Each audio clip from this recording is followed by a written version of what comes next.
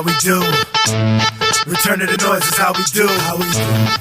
You know it's how we do. Hey everybody, welcome to the Crown Peach Show. I'm your host Chris, and I am so excited because I have someone back in studio. Yes, that's right. He's been here before, but now he's here on his own to talk about his new single. Please welcome Lou Lagoon. Hi!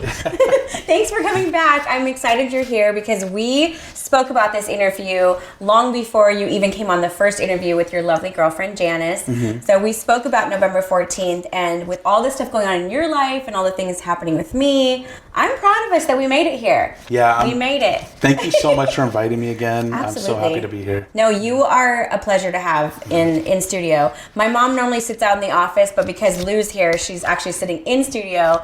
She's just sitting here waiting for you to start playing some music for us, but she's going to have to sit here and wait a little longer because I have some questions for you this time. Okay. So, I want to know what's been going on since you were last here with us. I've been working a lot on my own music. Mm-hmm. I do audio engineering, so it's takes me a little longer. Yeah. You know, I don't have like people doing it for me. Mm-hmm. But I do. I've been working on a lot of material and kind of just mixing and mastering and stuff like that. And then I have to be like the artist. So I kind of got to wear a bunch of different hats. You got to be everybody. Yeah, pretty much. This day and age. How does it feel like to be, the engineer, the writer of the lyrics, and then you play the music? How does that feel? I think it gives me more of like how do I say this? It makes me more of a perfectionist, if you will. Mm-hmm. Because I like before when I was recording and stuff like that with an engineer, when I first started, it was kind of like I kind of trusted them and like, okay, cool, I'm gonna trust you, and and the way I wanted to sound and stuff like that. But now, like, I know exactly how I want it to sound, the music. I know how I want it to feel, when you hear it. Yeah. So and then just performing it, it makes me a perfectionist. Yeah, you're absolutely glowing. So I can feel that excitement from you. What inspired you to first start music? Like, what was the inspiration that led you to music? Well, I've always kind of had a liking for music, just as a listener. Mm-hmm. And when I always had the interest in the guitar. Like, I've always wanted to play the guitar. Yeah. Right? I think I told you last time that the very first time was when I saw the movie Selena.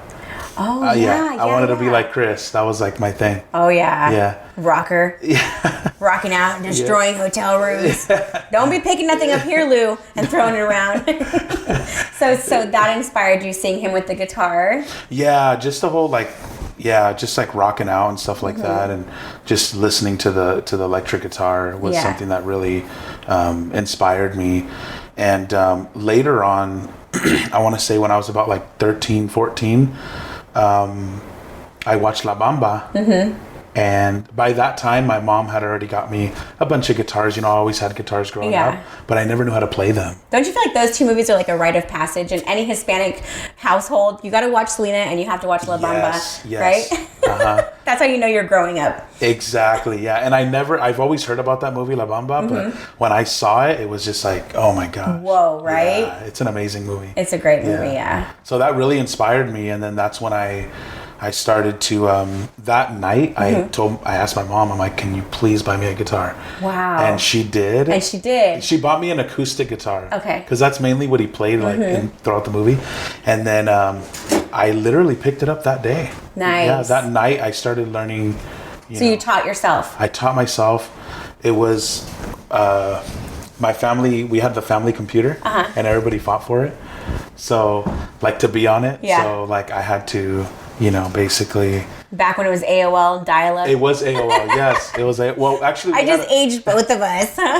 We had a VIO, so it was when VIOs were like. Oh my gosh. Yeah, so we had that, and there was this website that I went on, and I started just learning tabs and stuff like that. Wow. Yeah. Is there any other instruments that you've taught yourself how to play? Singing. I think singing that's probably the most formal training that I've had. Singing? Like in school, yeah. Oh, okay. Yeah. What was that like? It was, because school, like, I started in high school, like singing, like in the choirs and stuff. Really? So I have a lot of background in choir work because I commend you, because there's a lot of kids that should be in singing, like my granddaughter's one of them, but they just think they're too cool for choir. Do you know what I mean? They're too cool for choir, or they're too nervous to stand in front of their peers and sing. But like the fact that you did it in high school, that's brave. Well, that's the thing though, is when my mom told me all the time, you got to go to school for that. You got to go to school. And I always told her, no, I want to be like John Lennon. Yeah. You know, I don't want to go to school. John Lennon didn't go to school. I don't even Self-taught, all natural. Yeah, but I mean, I'm so glad I went to school though, because it just taught me, like, to be formal. Yeah. It taught me so much. Probably control too. I think is one of the, Yeah. Oh my gosh. Absolutely. I'm so excited to have you here. So in writing this new single, what was the process like for you? So I used to, well, this is kind of what the song's about, but I'll tell you, like, the process was literally, you know, exactly where I was writing it. There was this, there's this park that I used to live by, right? And I would go there and I would write all my music. And I just wrote a bunch of lyrics and a bunch of songs and, you know, sequences of songs and stuff like that. And it was all kind of like mixed up, you know? Well, this song came about just out of nowhere one time. Like, I had a bunch of pieces and it all came together one time. Like, one day it all came together. Yeah, and it was just... Was it at night when it came together? Well, the whole night thing is about that same park. I would go play gigs and then I would come back at night with friends and we would just, like, you know, hang out. Hang out at the park? Yeah, we would always hang out. In like the a bunch night. of weirdos, yeah. So the song is called... The Night. The Night. Yes, yeah. And it's kind of like what that song is it's just a bunch of memories of that park. Wow. Yeah. That just gave me chills. That is so deep. So this song is super personal to you then? It is, not only because of the park, but it's weird. Like, as a writer, I write a song about one thing and then... like I write something else to that song and I'm like, oh my gosh, it means this too. Yeah. So the part of the solo, it's this like weird like wall of sound kind of thing that I've created. It's kind of like a growl. Like you'll hear it like the I solo. can't wait. I cannot wait. I'm like, hurry up, tell me. Let's get to the music. No, so how many people have heard this song? Oh man, this song's pretty old. I want to say like I've been performing it like, you know, in front of friends and stuff for like 5 years. Oh, that's you've been holding on to it for that long? Yeah. Why? Yeah. I don't know. I honestly, I didn't really have the way I wanted to present the song. Like because I would just play it on acoustic guitar, you know? Yeah. So I didn't really have like the instrumentation, the vibe. I didn't really have any of that. Wow. And it just like over time, it just marinated, you know? It literally marinated. Yeah. 5 years of marinating. Yeah. So That's exciting. I would say like probably about 10 people have heard the song. Only 10. Yeah. Well, 10 people that I've played it to. Okay, and I've told them meaning to. Yeah. I'm number 11. I played it live like I think twice. Wow. So why do you think it took this long? Or is that the typical time it takes for a song? Not necessarily. I've done music that I've wrote like, I don't know, probably like 2-3 months, and I throw it out. But why this one took so long? There's a few songs that I hold on to, and I don't know what it is. I feel like it's not time to release it yet. Like I really feel that. Yeah. But maybe it was the time, and it's kind of just like this. Does doubt ever come into play? Do you know what I mean? Like that I love this song so much, but what if other people don't, dig it as much as I do? Does that kind of vibe ever come into play when you're in the process? That doubt used to be very like, it used to be a big thing for me, but over time, I think if you really believe in like the song that you create, or if you really believe in the vibe that you're in, or when I'm performing it. Yeah. If I'm performing it to like in my own world, I think people will feel that. Yeah. I think that confidence comes with our age too as we get older. Yeah. Do you know what I mean? For sure it does. We get more confident in what we're doing, and then we're just like, screw it. If they like it, they like it. They don't, they don't. Oh well. So, what musicians over the years have influenced you? There's been a lot because I've been exposed to so much music. When I first started playing guitar, I was exposed to a lot of Spanish stuff. So, and that was because of like my family members. Yeah. I was exposed to El Tri. El Tri de Mexico. Oh, okay. Yeah, I don't think I've heard of him. He's like, how do I say it? He's like a rock and roller. Like, Really? He's like the biggest rocker in Mexico. Oh my God, I'm gonna have to look him up. Oh, you have to. I know I'm tan and I am Hispanic. Oops, I just touched me. Sorry, producer. But I tend to be a coconut sometimes. You know what I mean? Like, I know Selena, and of course Vicente. But you'll have to give me his name before you leave so I can look him up. I want to hear some rock in Espanol. Yeah, him. I was exposed to Trio Los Panchos. That's like old like trio music, like from like the 40s, wow. Like the 30s. Yeah. But I mean, not just that. I was exposed to hip hop music, Spanish hip hop music. Yeah. Just so much. The classical stuff, like I mentioned to you, that I had a lot of that formal training. Yeah. A lot of the classical stuff was a heavy influence. I didn't really like that music in the beginning, but like I told you, my mom kind of made me go to school. Well, she kind of talked me into it. She convinced you. Yeah, so when I did go to school, and I started learning about all this music, I hated classical music, but I love it now. It's just insane. It's like I feel that kind of Probably because you just learned so much of the background of it. You know what I mean? Yeah. The ins and outs of it and the history. Now you're marinated in music. Yeah. So, but is there any musicians now, like right now in our present time, that influence you or like you vibe with them? You're like, oh, I like that, and I'm gonna take this from what they're doing right now. I've always tried to, like, performance-wise, I always try to take from like the greats, like Jimi Hendrix, James Brown. I think I told you that last time. James Brown for sure. Like, I love to move around, and sometimes I gotta chill out though. But I love it though. That is one thing that got me hooked on your videos, and I turned into like a little Instagram stalker watching all your videos. Just watching the music engulf you. Do you know what I mean? Yeah. Just in every part of your body, and you're just into it. It's contagious.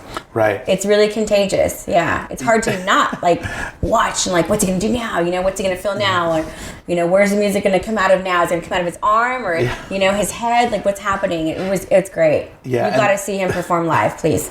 And that's what I'm talking about. I'm talking about like when I'm in that moment. A lot of the times I close my eyes. Yes, you do. And I remember my professors would tell me, you can't perform like that. Yeah. Man. But it's like, I kind of told them like, man, it's kind of what I see. They're like, open your eyes, puppet. Right? Yeah. I can see how that can for your managers. Do you have a label that you're with right now? I'm not with the label. Y'all hear that? Completely independent. That's sweet. And it's been good. Sorry, something is tickling my throat. That's exciting that you're not with the label, because the power and the control is in your hands. You pick and choose. I mean, there's a lot of resources now, that independent artists can use. And social media. Yes. Yeah, YouTube, all that. And you do have a website, correct? I do have a website. Okay. I have a really cool manager that's helping me out with everything. So I do have like a manager, but as far as like a label and stuff like that, distribution, it's all independent. Wow. Yeah. Do you want to stay independent, or are you looking to link up with somebody? I think independent's cool. I think being with a label is a little more demanding. Yeah. I wouldn't mind that, but I know it would be like, it would change a lot. Yeah, a little control would have to be given up by you to them, for sure. Yeah. We're going to take a really quick break for our sponsors, and we'll be right back. You know what I mean? It's real deep, and I only want to share with y'all like a bird of a bear for y'all. And we're back from our little break, and we are here with Lagoon. We are talking music, we are talking movies, we are talking about labels.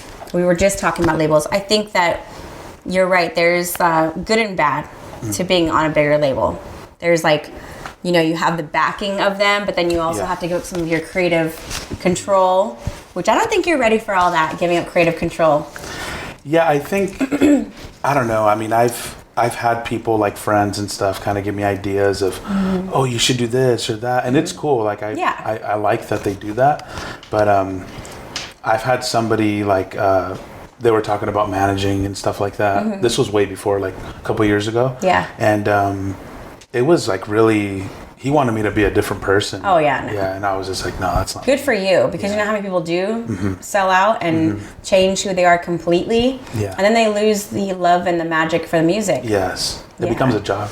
Yeah, don't do that. Don't, I mean, it is hard work. Don't do it, Lou, because if you do, I'll find you on Instagram like I did. That's right. So, describe to me the favorite venue for you to perform. Like, what's your favorite venue? Favorite venue to perform? There's a few of them. I used to play a lot at the Cave in Big Bear, and I love that venue. It was super cool. Was it small or big? It was big. It was bigger than I played. It was probably the biggest one I've played. I don't know if you ever like been to the Whiskey, but the Whiskey in Hollywood. I mean, that one's a pretty small. I thought you were going to say the Cave in Big Bear. I'm like, I've been in some caves, but not that cave.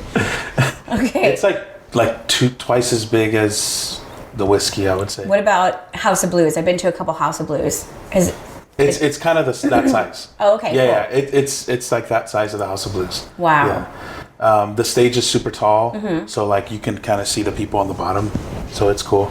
But I really loved playing there. The sound guy that they had at the time, he was amazing. That place and one more.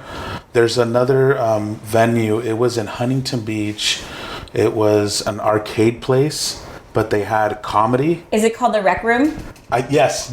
I've never been there before, but a lot of my friends and my comedian friends have been there and performed there. So I performed music there. Is that still around? Yeah, it is. It is still around. Okay. I performed there, and the venue was great. The vibe was really cool. The sound guy there was just amazing. Really? Yeah. So that makes a difference. The sound people, the sound guy. Yeah, it makes a difference because for me at least, because again, I'm kind of like when I perform, I know this is kind of like a good thing and a bad thing, but any little thing that's like off just kind of throws me off. And I'm like really trying to work to like perfect that as an artist, you know? So, yeah. Do you feel people's vibes and energies?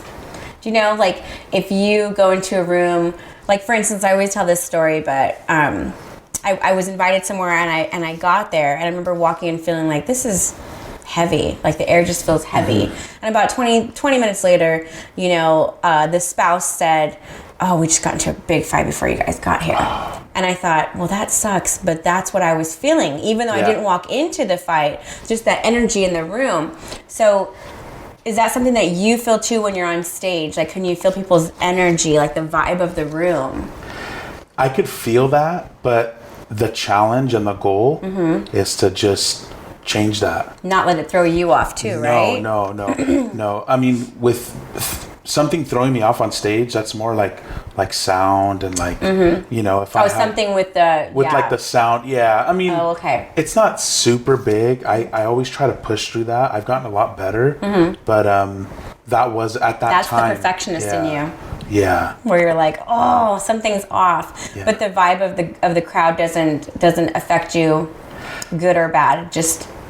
It's a challenge. That's what I'm going to say. Like, it's challenging. Like, it's kind of like anything, you know, like you have comedians too that say, you know, when it's a bad night, when it's like a tough crowd. Yeah. You know? So like with music, when I know it's tough, I always just like the goal is to be that it factor in the next song. Yeah. Like to be that, like to change that. It vibe. Motivates you. Yeah. Yeah. That's it does awesome. motivate me. Yeah.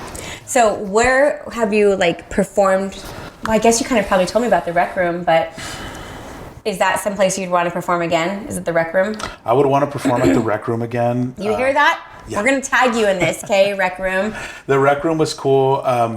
The Cave, which was another one on the top of my list that I like to perform at, I heard it's changed a lot. I don't know for the good or the bad, but I heard it's changed a lot. But when I performed there at that time, it was great. That's cool. So would you say that was your favorite performance so far in your life? Is that one of those two places?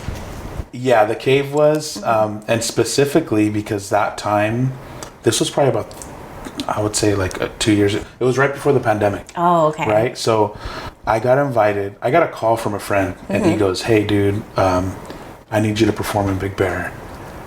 And he goes, I'm like, "Oh, all right, cool. Well, I'll do it." And he goes, "Yeah, you're opening up for the Plain White Tees."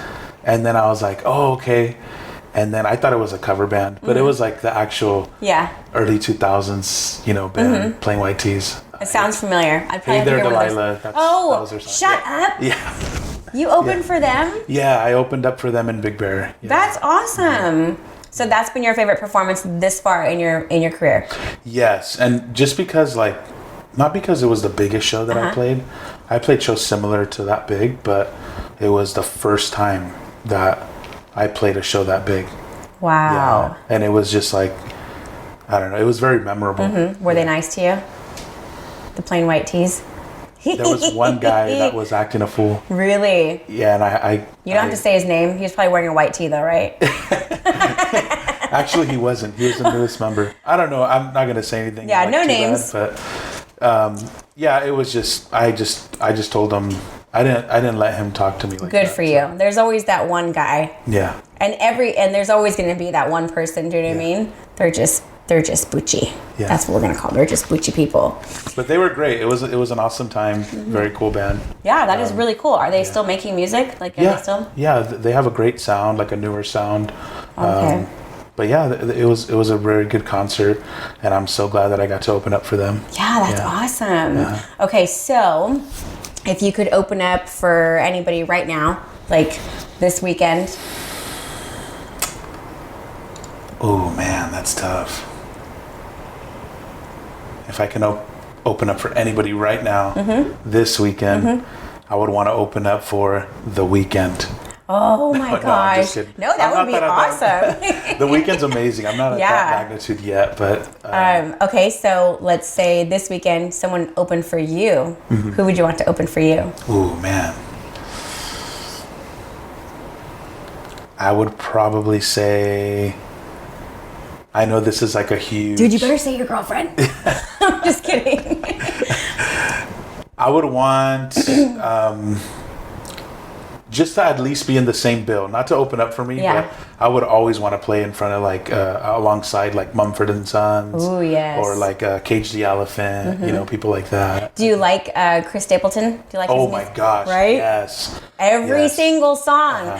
You know what? There's rarely do you find an artist where you're like, oh yeah, I like, rarely do you find somebody like all their songs, but Chris is one of them for me where I'm like, dude, I can listen to this shit all day. I totally agree with you. Yeah. So, Lou is going to treat us to his newest single, The Night. But what's the other song that you're going to sing for us tonight? The other song is called By Yourself, and it is out on Spotify, Apple Music. You guys can go check it out. It's out there. Nice. So tell me about that song. By Yourself? What was the inspiration for that one? By Yourself was... Don't tell me it was written during the pandemic when you were by yourself. No. It was basically... I wanted to write something that was... I took influences from a lot of people. It wasn't like a personal story, but it's a very common thing that happens with couples and the person you're with, and they're just so cruel to you, and you kind of just... They're gonna end up by themselves. You just know it because you can't. That's deep. Really, yeah. So it's I wanted to write something that was very easy to listen to. That was very even the instrumentation and everything, the writing style that I did it in. It's very repetitive. It's 3 chords. But with those 3 chords, I try to take you on a journey. Wow, that's so deep. I try to make it feel like it's not that. But the song meaning is basically, it's a story that we've all heard before, Like that person that is just so cruel to you that you're with, and, they're going to end up by themselves. I like that you flipped it, how they're going to end up by themselves. Yeah. Because most of the time it's we end up brokenhearted, we end up by ourselves. But no, now the meaner is going to end up by themselves. Yeah. And it's kind of like a rebellious kind of I like I wanted it to have that kind of attitude where it's kind of rebellious and you're pretty much telling them to F off or something. Yeah. You know what I'm saying? I do. Well, I'm gonna sing it to somebody. I don't know who yet, but I'm gonna sing it to somebody. So, would you ever entertain someone else's lyrics with your music? As far as Like, would you ever perform someone else's lyrics? I know you write your own stuff and you engineer your own music. Would you ever write someone else? Like, would you sing someone else's lyrics? That's the question. Oh, absolutely. Well, I mean, I think it's so cool and it's such an art when people do that already. Like, there's a lot of covers that people. There's this one cover. I don't even know the who it's by, but it's what's that song called? By Kings of Leon. Use I know Somebody. who they are. Oh, yes. So there's this duo that made this like R&B Version of it? No way. and it's ridiculous. I have to go find that. Yeah, and on the song. bridge they throw in another Kings of Leon. Another song of theirs? Sex on Fire. Yes. So they throw Shut on up. So they do this mesh, and it's like it's such a total different meaning, and it's such a total different feel. Different vibe, right? Yeah. I mean, I've done stuff like that before, where I try to switch up like someone else's lyrics, and you could, with music and just being the artist, you can make it your own. Yeah. You know. Yeah. Speaking of making your own, we are going to take a tiny little break while Lou gets ready to perform 2 of his songs, including his new single that is releasing on the 19th. And we are excited to announce that we are going to be releasing this interview on the 19th as well. So give us a moment while Lou sets up, okay? Okay. It's exciting. Can you make it better?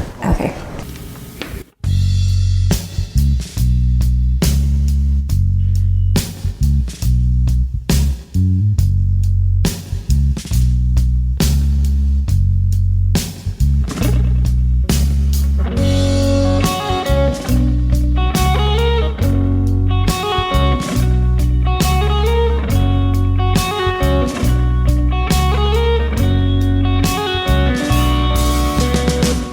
Was young Bassfield, moonlight shining down on us.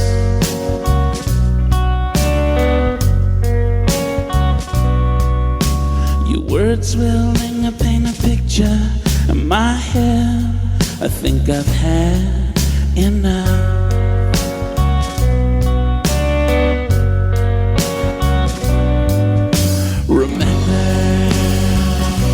The things you said, leaving my hand. Yeah, yeah,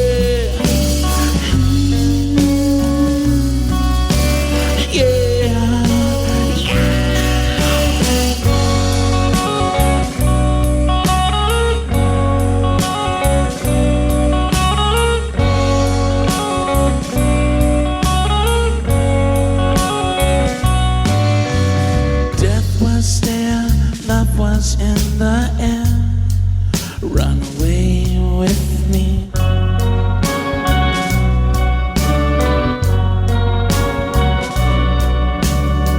You know I'd always love you, but you don't know what that means.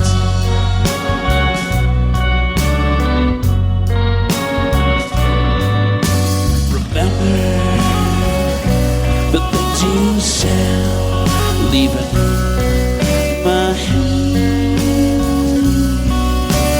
Yeah, yeah,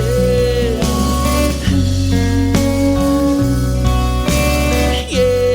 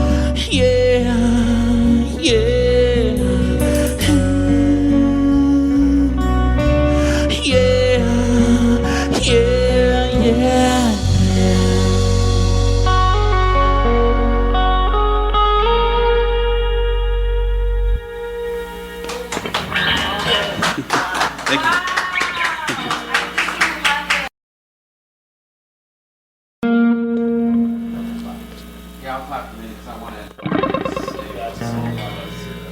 Okay. All right, Lagoon's Crown Peach Show, Song 1, Take 2.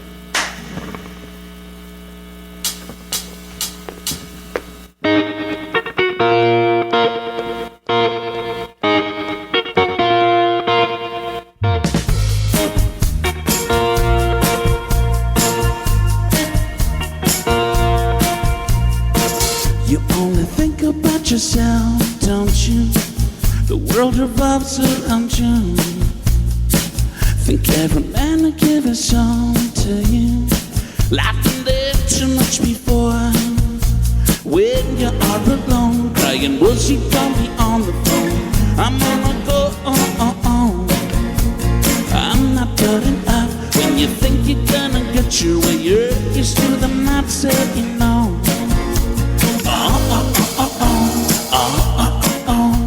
You're gonna end up by yourself. You're gonna end up by yourself.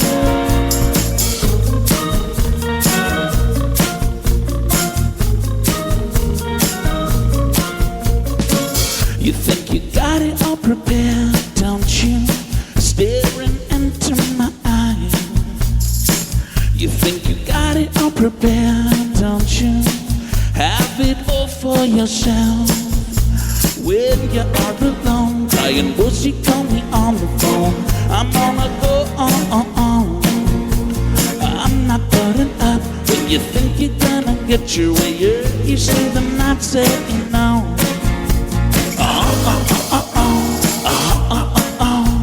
You're gonna end up by yourself.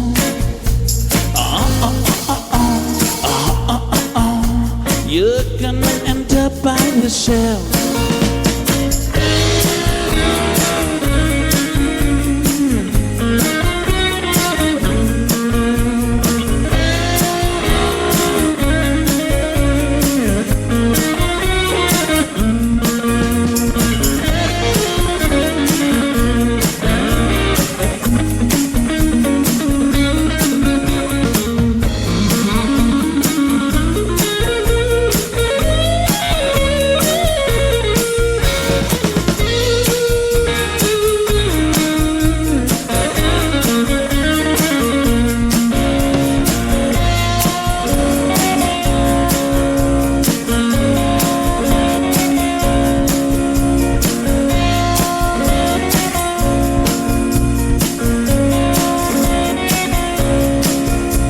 When you are alone, crying, will she call me on the phone? I'm gonna go on. I'm not putting up. When you think you're gonna get your way, you're used to them not saying no. You're gonna end up by yourself. You're gonna end up by yourself.